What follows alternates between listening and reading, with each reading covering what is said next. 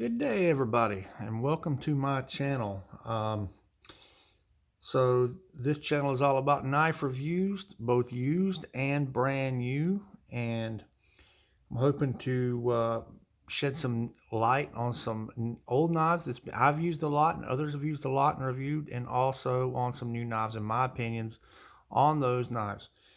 So the very first knife that I am going to put on my channel is a knife that I have carried for 2.5 years every day. The only time this knife has not been on my pocket when I have clothes on is when I have a fixed blade clipped on my pocket or on my hip instead. So with that being said, the knife that is going to debut my channel is the Spyderco Tenacious. Now, as you can see, it's well used and well loved. And so what this knife is, if you didn't know, if you hadn't seen one or had one, it is a folding knife, obviously, with a clip. And I'll get into this clip thing in a little bit. It can be had. I paid $50 at Walmart for this knife. And I think now you can get them from between 50 and 60, and there's some different versions now as well on Amazon. It has a 3.9-inch blade with a full flat grind. It is Hcr13 Mov Steel. G10 handle scales. It is 7.7 inches overall length.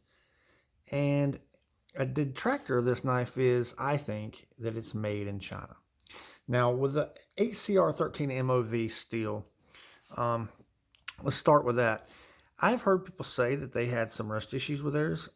Like I said, I've carried this knife. I work outdoors. I've carried it in the rain, snow.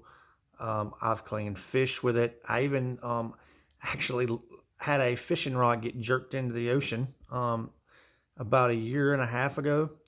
And this knife was in a fanny pack on my waist, and I jumped in after the rod and got it out. I didn't get to dry the knife off the rest of the day or anything else in that fanny pack. And this knife did not rust on me. I cleaned it off, oiled it up. When I got this knife, it came razor sharp, just incredibly sharp. Now, I have never gotten it quite back to that edge. And I think that's just this steel is not the best steel. It's also not the bottom of the barrel steel either. I have been able to keep it workably sharp, usable sharp. I've never been wanting for it to be sharper for any task that I've used it for. It has this kind of long clipped blade here with Spyderco's usual hole here, which I find is great. I carry this knife tip down, and so when I reach in my pocket here, when I bring it up, it's just easy. I don't know if you can see that. Now let's get to this clip here and what inspired me to start this channel. I have found over the years with pocket knives that I am very hard on the clip. And now this clip, it can be put both ways, and it's ambidextrous.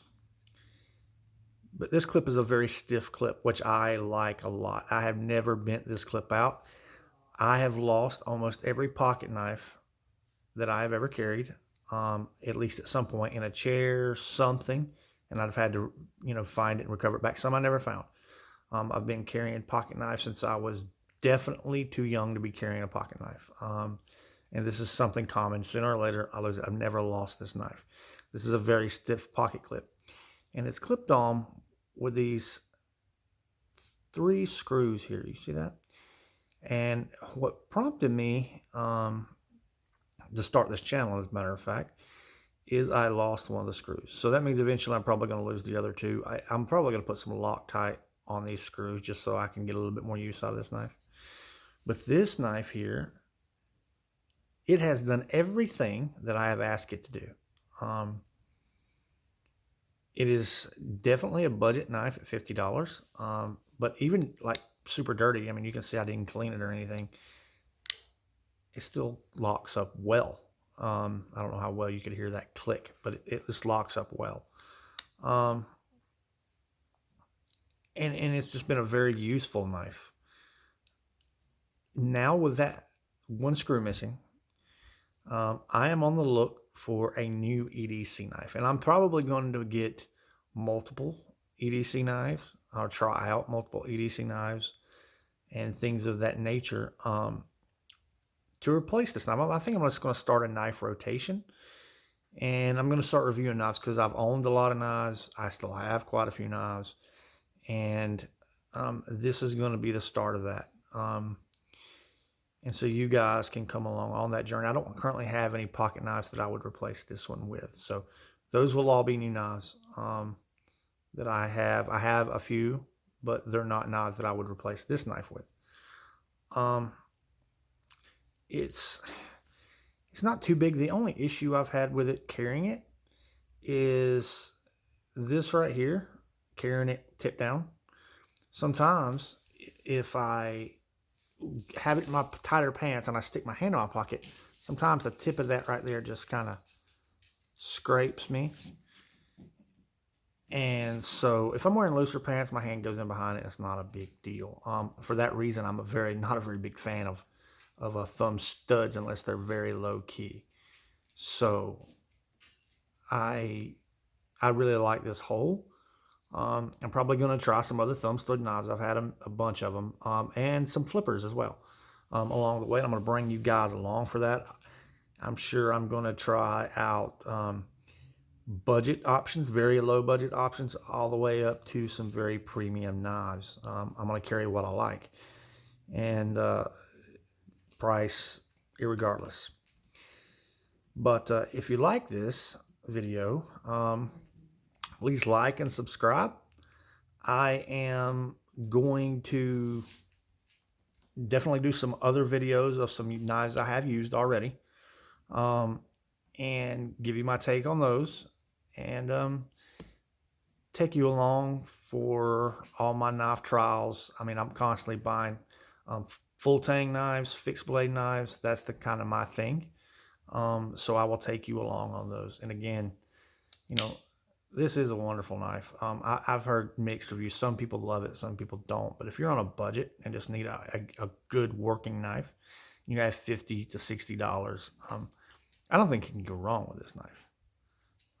I really don't. And I don't know if they still sell it at Walmart. Like I said, I know you can get it on Amazon.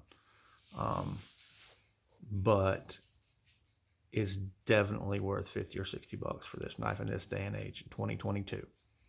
So that's all. Follow me for more.